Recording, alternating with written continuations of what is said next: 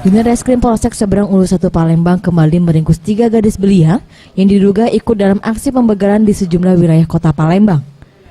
Ketiga gadis belia tersebut ditangkap berkat hasil pengembangan dari Raja Begal yang terlebih dahulu ditangkap petugas. Ketiga gadis tersebut yang berinisial WL, AY, dan LL ini diringkus di kediamannya masing-masing. Salah satu tersangka RL mengakui dirinya pernah 1 kali terlibat aksi pembegalan bersama Raja Begal di kawasan Jakabaring, Palembang. Sementara 2 tersangka lainnya mengaku hanya menikmati hasil dari kejahatan tersebut dan tidak pernah terlibat langsung. 50 saya dikasihnya kami beratnya ada untuk makan.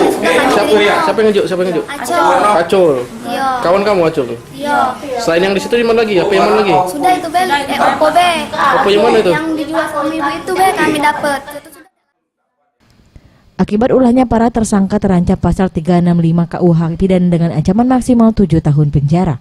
Septiama Rizky, Sriwijaya TV.